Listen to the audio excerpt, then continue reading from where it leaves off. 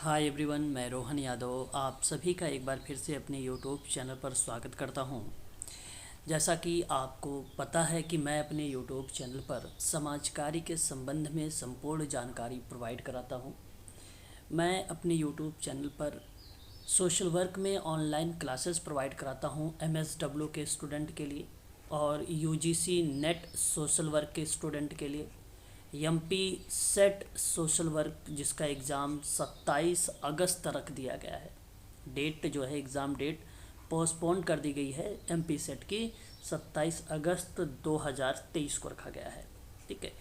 और MP PSC की अगर मैं आपसे बात करूं, जहां पे असिस्टेंट प्रोफेसर सोशोलॉजी की जो वैकेंसी 80 निकाली गई है, जिसमें सोशल वर्क को अलाइड सब्जेक्ट के रूप में रखा गया है, सह विषय के रूप में रखा गया है।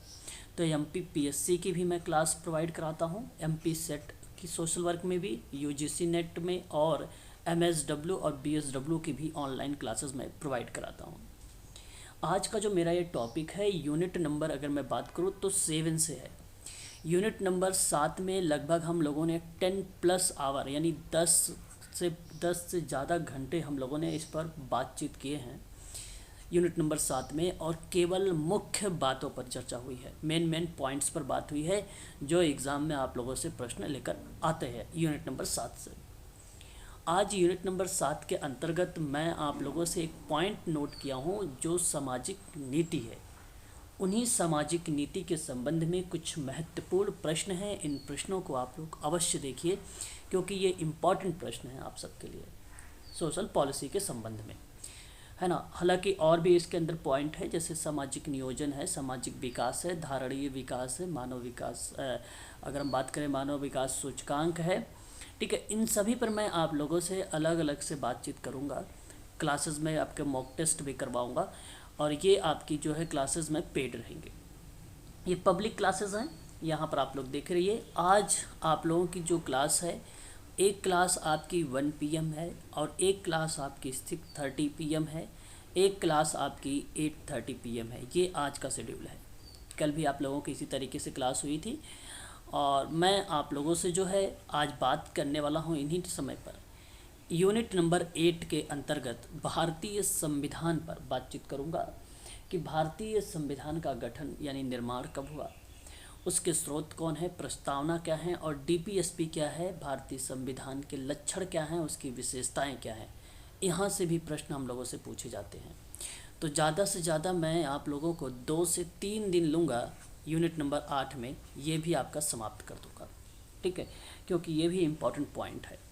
चलिए प्रश्न करते हैं हम लोग कि सामाजिक नीति द्वारा मानव के साथ साथ किस प्रकार के संसाधनों में वृद्धि की जाती है। नैसर्गिक, प्राकृतिक, पारंपरिक और भौतिक।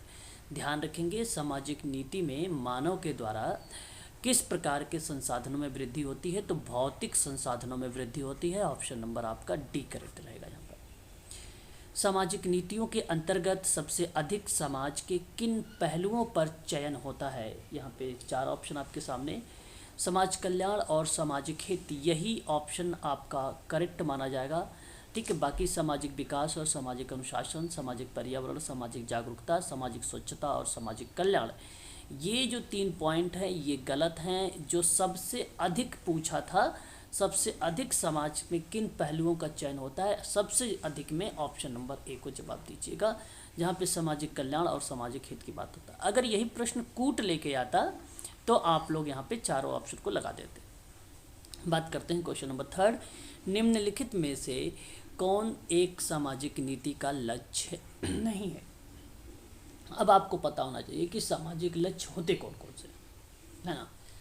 तो ध्यान दीजिएगा, यहाँ पे सामाजिक नियोग्यता को दूर करना एक सामाजिक नीति का लक्ष्य है, आर्थिक नियोग्यता को कम करना भी लक्ष्य है और बाधित समुदाय को पुनर्स्थापित करना भी लक्ष्य है, लेकिन मतदान का अधिकार सुपुर्द करना जो कि गलत है। ये ऑप्शन नंबर डी आपका क्वेश्चन नंबर 3 का सही ऑप्शन है। बात करेंगे क्वेश्चन नंबर 4 में, सामाजिक नीति के अंतर्गत महिलाओं और पुरुषों को एक समान अवसर उपलब्ध कराने का एकमात्र उद्देश्य है। क्वेश्चन नंबर 4 में सही जवाब अगर हम बात करें तो देखिए, एक समान अवसर उपलब्ध कराने का एकमात्र उद्देश्य, समान अधिकार देना। ठीक है, प्रश्न है सोशल पॉलिसी के अंतर्गत महिलाओं और पुरुषों के लिए एक समान का अवसर, देश को मजबूत करना, महिला सशक्तिकरण को प्रोत्साहन देना, जेंडर गैप को कम करना। ऑप्शन नंबर डी आपका क्वेश्चन नंबर 4 का ऑप्शन सही माना जाएगा। क्वेश्चन नंबर 5, निम्नलिखित में से किसे सामाजिक कार्यक्रम की श्रेणी में शामिल नहीं किया जाता है। क्वेश्चन नंबर 5 हमारे सामने। सही जवाब अगर हम बात करेंगे यहाँ पर किसे शामिल नहीं करेगा, अंतर्राष्ट्रीय रणनीति और विचार को, ऑप्शन नंबर सी। बात करेंगे क्वेश्चन नंबर 6 के बारे में। Very very most important question, IMP करिएगा इस क्वेश्चन को। कल्याणकारी राज्य का आशय है, तो मैं आपको बताऊंगा सामुदायिक एवं समग्र विकास है, सभी वर्गों के हित के लिए विकास है और विशेष सुविधाओं को प्रदान करना भी। उपयुक्त सभी यानी ऑप्शन नंबर डी करेक्ट चला जाएगा। क्वेश्चन नंबर 7, सामाजिक नीति के संदर्भ में कौन एक प्रारूप की श्रेणी के अंतर्गत नहीं आता है। ठीक है, अब आपको मैंने प्रारूप पढ़ा रखा है, अगर आपको पता है तो आप बता सकते हैं। इसका जवाब ऑप्शन सी है, प्रयोजनकारी प्रारूप नहीं है। इसकी तो मैंने क्लासेस जो है आप लोगों को पब्लिक भी किया है। आगे अगर हम बात करते हैं, सामाजिक नीति इस प्रकार बनाई जाती है कि कोई भी व्यक्ति वैधानिक सीमाओं के दायरे में रहकर अपने व्यक्तित्व का सर्वांगीण विकास कर सके। इस कथन पर बात अगर हम करें तो सामाजिक नीति में कौन सा प्रारूप के अंतर्गत ये बात कही जाती है कि कोई भी व्यक्ति वैधानिक सीमाओं के दायरे में रहकर अपने व्यक्तित्व का सर्वांगीण विकास कर सकता है। कौन सा प्रारूप बताता है? क्वेश्चन नंबर 8 आपके सामने। सही जवाब यहाँ पर जाएगा प्रजातांत्रिक प्रारूप, option number A. Question number 9, भारतीय संविधान के किस भाग में, ध्यान रखिएगा आज का टॉपिक बहुत इंपॉर्टेंट है, यूनिट नंबर 8 जो बातचीत होने वाली है भारतीय संविधान पर, 1 से लेकर यूनिट नंबर 7 तक की PDF मैंने आपको टेलीग्राम पर प्रोवाइड करा दिया है। इसकी वीडियो का जो प्लेलिस्ट है वो भी टेलीग्राम पर आपको प्रोवाइड करा दिया है। आप वहां से जाके टेलीग्राम से आप देख सकते हैं ये सारे कंटेंट। जो प्राइवेट वीडियोस हैं वो आपको लिंक मिलेंगी उसकी टेलीग्राम चैनल पर। ठीक है, तो भारतीय संविधान के किस भाग में समाज कल्याण के विषयों की चर्चा नहीं की जाती है? क्वेश्चन नंबर 9 है। सही जवाब जाएगा केंद्र राज्य संबंध, ऑप्शन नंबर डी। ठीक है, क्वेश्चन नंबर 10, सामाजिक कल्याण संबंधित विषयों को संविधान की किस सूची में शामिल किया गया है?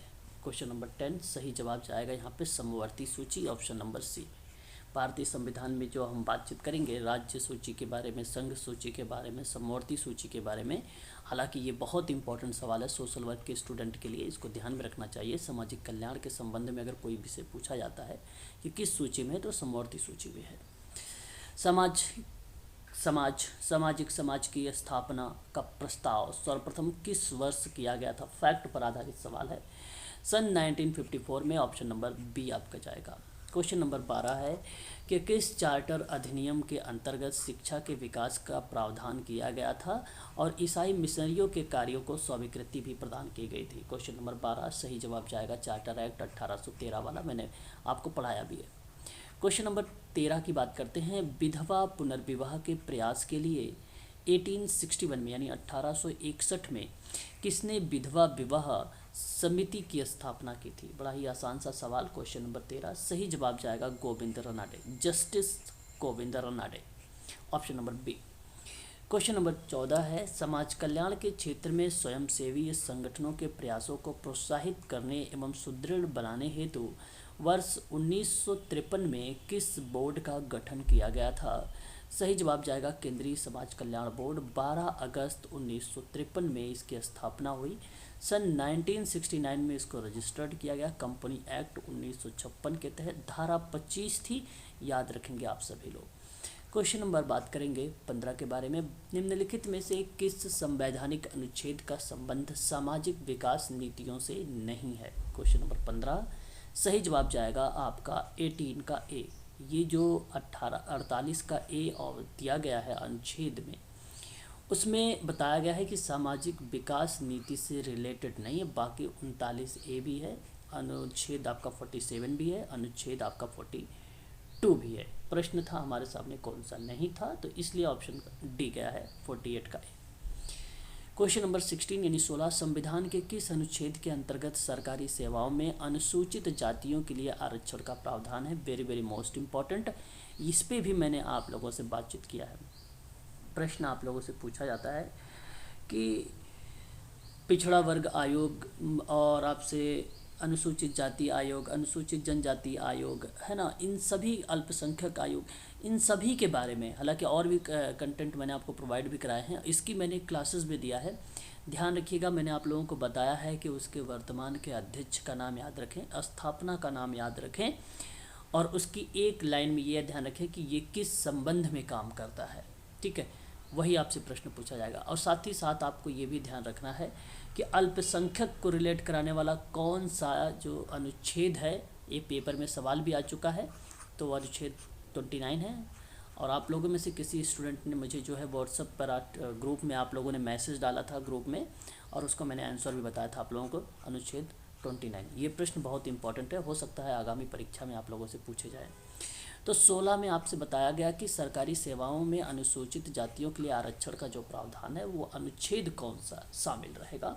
सही जवाब इसका जो जाएगा, ऑप्शन आपका बी जाएगा, अनुच्छेद 16, और अनुच्छेद 335 ऑप्शन नंबर आपका B is the right answer होगा क्वेश्चन नंबर 16 का जवाब। बात करेंगे क्वेश्चन नंबर 17 के बारे में कि अनुसूचित जनजातियों के लिए विकास योजनाओं में किससे शामिल नहीं किया गया है। क्वेश्चन नंबर 17 सही जवाब जाएगा, वित्तीय सहायता आयोग को शामिल नहीं किया गया है, option number D is the right answer question number 17 का। क्वेश्चन नंबर 18, भारतीय संविधान के पिछड़े वर्गों को विशेष आरक्षण देने का प्रावधान किस संकल्प पर आधारित है। क्वेश्चन नंबर 18 में अगर हम बात करें सामाजिक एवं शैक्षणिक पिछड़ेपन में, यानी option number C is the right answer आपका होगा यहाँ पर। ठीक है, ध्यान रखिएगा, ये सारे क्वेश्चंस आप सबके लिए इम्पॉर्टेंट है, और इन प्रश्नों को आप लोग अगर आप पढ़ के जाएंगे, समझ कर जाएंगे, तभी ऐसे एग्ज़ाम में आप जो है प्रश्न को सही तरीके से कर पाएंगे। यूजीसी नेट एमपी सेट का जो एग्ज़ाम है वो टफ टाइप का है, जो फैक्ट के आधार पे बनाए जाते हैं, है ना। ये जब जानकारी होगी तब आप लोग यहाँ पर उसको सही तरीके से कर पाएंगे, है ना। तो इसलिए आप सभी लोग अच्छे से स्टडी करें, पढ़ाई करें, ताकि आपका एग्ज़ाम एक बार में क्रैक हो जाए, है ना। हो सकता है क्रैक, लेकिन अगर आप ध्यान देंगे तब। क्वेश्चन नंबर 19 की बात करता है, एकीकृत आवास एवं स्लम विकास के अंतर्गत विशेष श्रेणी के राज्यों के लिए केंद्र सरकार की ओर से कितनी फीसदी धनराशि प्रदान की जाती है। क्वेश्चन नंबर 19 सही जवाब जाएगा अनुच्छेद यहाँ पे 90% फीसदी, यानी 90% राशि जो है प्रदान की जाती है। ये बात ध्यान रखिएगा, केंद्र सरकार की। राज्य सरकार की कितनी होगी, तो 10% रहेगा, ये बात ध्यान रखिएगा। क्वेश्चन नंबर 20, निम्नलिखित में से किस योजना का मुख्य उद्देश्य जो है राज्यों की झुग्गी झोपड़ी मुक्त कराना होता है। क्वेश्चन नंबर 20 सही जवाब जाएगा Rajiv Awas Yojana, option number D is the right answer होगा यहाँ पर। क्वेश्चन नंबर 21, इंदिरा आवास योजना में केंद्र और राज्य द्वारा दिए गए वित्तीय अनुदान का अनुपात क्या होगा। सही जवाब जाएगा ऑप्शन नंबर सी, 75 और 25। जो केंद्र का है यहाँ पर इंदिरा आवास में 75% खर्च करेगी, और 20% जो अनुदान करने वाला है वो राज्य करेगा, है ना। इनकी मैंने आप लोगों को उद्देश्य, इसकी स्थापना कब हुई है, पूरी डिटेल जानकारी आप लोगों को इस संबंध में यूनिट नंबर 7 में जिनसे पूछे जाते हैं कुछ योजनाएं वगैरह, वो मैंने आपको बता दिया है। ठीक है, और आप लोगों ने नोट भी किया है। बात करेंगे क्वेश्चन नंबर 22 के बारे में, इंदिरा आवास योजना के संदर्भ में दिए गए कथनों में कौन सा असंगत है। असंगत का मतलब होता है कि गलत कौन सा है ना। अगर मैं आपसे बात करूं, देखिए यहाँ पे पूर्वोत्तरी राज्य के लिए राज्य जो केंद्र और राज्य का जो अनुपात है वो 90-10 का, ये सत्य है। मैदानी भागों में अगर हम बात करें, इंदिरा आवास के परिप्रेक्ष्य में 45,000 प्रति वर्ग जो है इकाई की बात किया गया है, अगर 45,000 प्रति इकाई राशि प्रदान करेगा, ये भी करेक्ट है। पूर्ववर्ती क्षेत्र में 48,000 की जो है प्रति राशि भी प्रदान की जाएगी, ये भी करेक्ट है। और लाभार्थियों की सूची राज्य सरकार द्वारा बनाई जाती है, गलत जवाब। यहाँ आपका ये गलत जवाब है, ये ऑप्शन नंबर आपका जो बनेगा डी बनेगा, असंगत है यही आपका, है ना। तो ऐसे प्रश्न पूछे जाते हैं, और आजकल इसी प्रश्नों को मैं बता दूं आपको कूट बनाया जाएगा। ठीक है, तो आप ध्यान रखिएगा, ये पॉइंट अगर पता रहेगा तभी आप कर पाएंगे। ABC आपका सही जवाब जाएगा। क्वेश्चन नंबर 23, वृद्ध जनों का सामाजिक और आर्थिक विकास हेतु भारत सरकार द्वारा स्थापित विभाग कौन सा है। क्वेश्चन नंबर आपके सामने 23 सही जवाब जाएगा जन कल्याण विभाग, option number D. Question number 24 आपके सामने, नीति निरूपण प्रक्रिया के अंतर्गत नीति के संदर्भ में कौन सी प्रक्रिया अपनाई जाती है। सही जवाब अगर मैं बात करूं तो नीति के निर्माण में और नीति के क्रियान्वयन में भी होता है। ऑप्शन नंबर आपके यहाँ पे जो आने वाला है, ए और बी दोनों क्रियाएं होती हैं। ठीक है, ऑप्शन नंबर सी करेक्ट जवाब रहेगा। देखिए यदि आप MSW या MP सेट और UGC नेट की अगर आप ऑनलाइन क्लास लेना चाहते हैं सोशल वर्क में, तो आप हमसे संपर्क कर सकते हैं 8506031308 पर। आप कॉल भी कर सकते हैं और व्हाट्सएप के माध्यम से जानकारी प्राप्त कर सकते हो। यदि आप MPPSC असिस्टेंट प्रोफेसर की बात तैयारी कर रहे हैं सोशल वर्क में, तो इसके लिए भी अगर आप हमसे जानकारी लेना चाहते हैं तो आप यह नंबर है, संपर्क कर सकते हैं 8506031308 पर। आप कॉल भी कर लीजिए या व्हाट्सअप करके आप जानकारी प्राप्त कर सकते हैं। ठीक, कंटेंट भी आपको प्रोवाइड कराया जाएगा अगर आप ऑनलाइन क्लास लेना चाहते हैं। वीडियो सारे जितने हो रखी हैं क्लासेस और के वो वीडियोस भी आपको प्रोवाइड कराए जाएंगे टेलीग्राम पर। सारे कंटेंट आप लोगों को प्रोवाइड कराए जाएंगे। ठीक है, क्वेश्चन नंबर 25 है, निरूपण नीतियों के नवप्रवर्तन विचारों को प्रोत्साहित करता है और कहता है कि किस प्रक्रिया को सरल बनाता है। क्वेश्चन नंबर 25 का सही जवाब जो जाएगा वो नियोजन प्रक्रिया को जाएगा। ऑप्शन नंबर सी आपका करेक्ट माना जाएगा। ठीक है, बात करते हैं क्वेश्चन नंबर 26 के बारे में। किस विकास ने नीति निरूपण प्रक्रिया को ब्लैक बॉक्स कहा है। देखिए मैंने आपको बताया है किस विकास ने नीति निरूपण प्रक्रिया को ब्लैक बॉक्स कहा है, जो समाज की मांगों की नीतियों में बदलता रहता है। किस विद्वान का ये स्टेटमेंट आता है, मैंने आपको पढ़ाया है। सही जवाब जाएगा डेविड स्टोन। ऑप्शन नंबर आपका ए जाएगा। क्वेश्चन नंबर 27, नीति निरूपण निर्धारित करने वाले जो तत्व हैं किसे शामिल नहीं किया गया। मैंने आपको तत्व को भी बताया हूँ क्वेश्चन नंबर 27 में। तो जो सरकारी संगठन है ये बेसिकली उसमें मैंने बताया नहीं था। ऑप्शन नंबर आपका सी करेक्ट चला जाएगा। देखिए नीति निरूपण की प्रक्रिया का एक क्रम मैंने बताया था, आपको याद होगा। ज़रा मुझे बताइए, क्वेश्चन नंबर 28 में वही सवाल आ गया है आपके सामने। और ऑप्शन आपका जो जाएगा, एजेंडा निर्माण होगा, निर्णय निर्माण होगा, क्रियान्वयन होगा, मूल्यांकन होगा और समाप्ति होगा। 28 का ऑप्शन नंबर जो जाएगा वो आपका बी करेक्ट माना जाएगा। बी ऑप्शन आपका करेक्ट रहेगा। चलिए अगले क्वेश्चन देखते हैं। क्वेश्चन नंबर हमारे सामने 29 नंबर का सवाल, निम्नलिखित कथनों पर आपको विचार करना है। 29 नंबर का सवाल है हमारे सामने और इस प्रश्न पर आपको विचार करना है। पहला है कि महिलाओं एवं बालिकाओं के लिए अल्प आवास गृह कार्यक्रम वर्ष 1969 में प्रारंभ किया गया था। यह आपको जवाब देना है। क्वेश्चन नंबर अगर हम बात कर रहे हैं हमारे सामने तो 29 का है। तो मैं आपसे कहूँगा कि यह स्टेटमेंट आपका सत्य हो जाएगा। और फिर आपसे कहता है कि महिलाओं एवं बालिकाओं के लिए अल्पावास गृह कार्यक्रम का जो उद्देश्य है वो पारिवारिक समस्या, मानसिक तनाव, सामाजिक बहिष्कार, शोषण अथवा अन्य कारणों से संबंधित या अन्य कारणों से सामाजिक और नैतिक खतरों की शिकार महिलाओं एवं बालिकाओं को अस्थायी रहने के स्थान तथा पुनर्वास उपलब्ध कराना। बिल्कुल देखिए ये करेक्ट है। यहाँ पर दोनों स्टेटमेंट करेक्ट है। पहली बात तो आपको ये ध्यान रखना है इसमें कि अल्पावास गृह कार्यक्रम की स्थापना हुई थी 1969 में। इसका उद्देश्य यही था कि ताकि किसी का शोषण ना हो सके, सामाजिक बहिष्कृत प्रक्रिया पर बातचीत करना, मानसिक तनाव पर बातचीत करना, पारिवारिक समस्या पर बातचीत करना, ये इत्यादि प्रकार के जो कारण थे ये बताए गए थे कि महिलाओं और बालिकाओं को अस्थायी रहने के स्थान तथा उसके पुनर्वास के संबंध में था। सही जवाब आपका दोनों होगा। तो ऑप्शन नंबर आपका करेक्ट जाएगा। यहाँ पर 1 और 2 दोनों स्टेटमेंट सही है। क्वेश्चन नंबर 30 है, निम्नलिखित कथनों पर आपको विचार करना है आपके सामने। तो सही जवाब जाएगा, यहाँ पर देखना है हमें कौन सा। समाज कार्य द्वारा तीव्र गति से बदलते हुए भौतिक और सामाजिक वातावरण के साथ लोगों के नाजुक संबंध के विषय में वैज्ञानिक ज्ञान प्रदान किया जा सकता है। सत्य बात है ये। दूसरी बात करते हैं, समाज कार्य द्वारा लोगों को पर्यावरण के अविवेकपूर्ण दोहन से होने वाले प्रभाव के बारे में बताया जा सकता है। ये भी बात सत्य है, यानी ऑप्शन नंबर आपका करेक्ट माना जाएगा, सी। क्वेश्चन नंबर 31 की बात करते हैं। निम्नलिखित कथनों पर आपको विचार करना है। राष्ट्रीय पोषाहार नीति के अंतर्गत संपूर्ण देश में महिलाओं तथा बच्चों को पोषण संबंधी स्थिति में सुधार लाने के लिए अनेक प्रकार के सुझाव दिए जाने चाहिए। क्या यह बात करेक्ट है? तो मैं आप लोगों से कहूँगा कि ये स्टेटमेंट आपकी सत्य है। बालिकाओं के लिए राष्ट्रीय कार्यवाही योजना का उद्देश्य है बालिकाओं का संरक्षण और उसके विकास से, और ये भी बात आपकी सत्य रहेगी। यानी यहाँ पर आपका जो ऑप्शन जाएगा, ऑप्शन नंबर आपका सी करेक्ट माना जाएगा। आगे हम बात करते हैं क्वेश्चन नंबर 32 पर कि मंडल आयोग के समक्ष जो है विचारार्थ के लिए निम्नलिखित कथनों पर आपको विचार करना है। पहला पॉइंट है, सामाजिक शैक्षणिक रूप से पिछड़े वर्गों को परिभाषित करने के लिए मानदंड निर्धारित करता है। मैं आपसे कहूँगा कि यह स्टेटमेंट आपका करेक्ट है।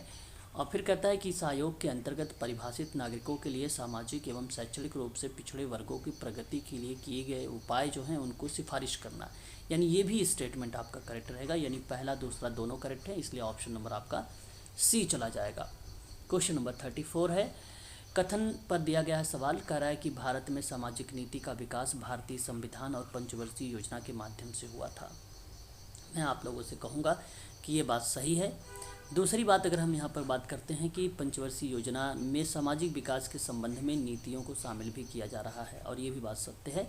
यानी ऑप्शन नंबर आपका सी करेक्ट चला जाएगा, पहला और दूसरा करेक्ट है। क्वेश्चन नंबर 34, निम्नलिखित कथनों पर आपको विचार करना है। सवाल हमारे सामने दिए गए हैं, आपको विचार करके बताना है कि क्या जवाब इसका सही जाएगा। सामाजिक विकास से संबंधित कार्यक्रम और सेवाओं के प्रमुख लक्ष्य जो है बालकों के संपूर्ण विकास करने की बात है, यानी ये बात सत्य है। फिर कहता है सरकारी और गैर सरकारी संगठन जो है दोनों प्रकार के संस्थाओं द्वारा बाल विकास कार्यक्रम और सेवाएं चलाई जाती हैं, यानी ये भी बात सत्य है।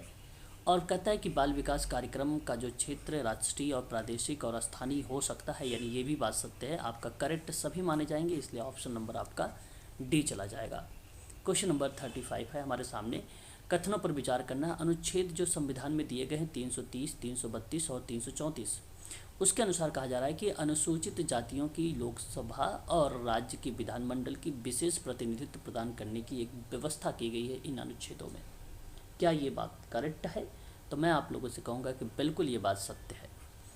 अनुसूचित जातियों के लिए विशेष जो है संगठक योजना वर्ष 1970 में शुरू किया गया था, यानी ये भी बात सत्य है। तो मैं आपको बताना चाहूँगा कि 35 का जो ऑप्शन जाने वाला है वो सी करेक्ट होगा, पहला और दूसरा दोनों सही हैं। क्वेश्चन नंबर 36, निम्नलिखित कथनों पर विचार करना है आपको। पहला ऑप्शन यहाँ पर पॉइंट दिया गया है कि राष्ट्रीय आरोग्य विधि का गठन स्वास्थ्य एवं परिवार कल्याण मंत्रालय के अंतर्गत वर्ष 1997 में गरीबी रेखा से नीचे रह रहे लोग जो थे उन रोगियों को वित्तीय सहायता प्रदान करना, और उन्हें जो है अत्यधिक गंभीर रोगों से ग्रस्त होते हैं, जो उसमें अत्यधिक गंभीर रोगों से ग्रस्त होते हैं। तो मैं आपसे कहूँगा कि ये बात करेक्ट है, जो बताया गया है स्वास्थ्य एवं परिवार कल्याण मंत्रालय के अंतर्गत। ठीक है, ऑप्शन आपका यहाँ पर जो पॉइंट जा रहा है पहला वाला करेक्ट जाएगा।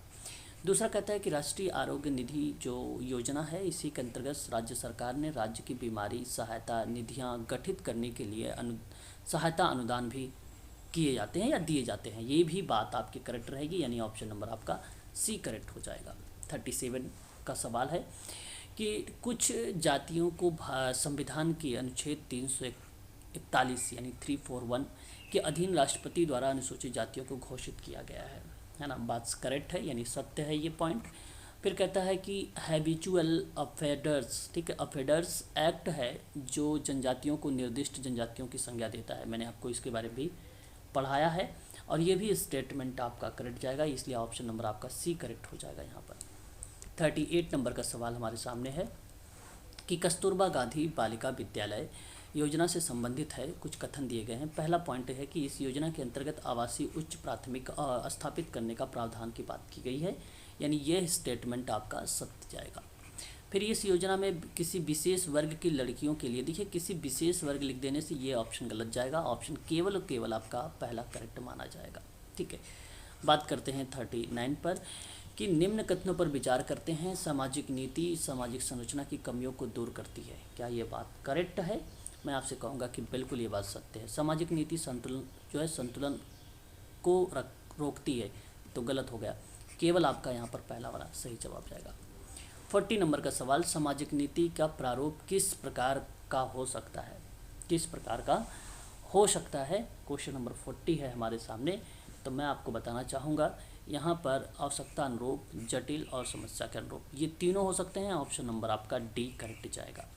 तो यहाँ पर मैंने आप लोगों को 40 प्रश्नों के बारे में बातचीत किया है, और भी यहाँ पे प्रश्न हैं। इन प्रश्नों के बारे में मैं आप लोगों से जो लाइव क्लासेस होंगी उसमें आप लोगों से डिस्कस करूँगा।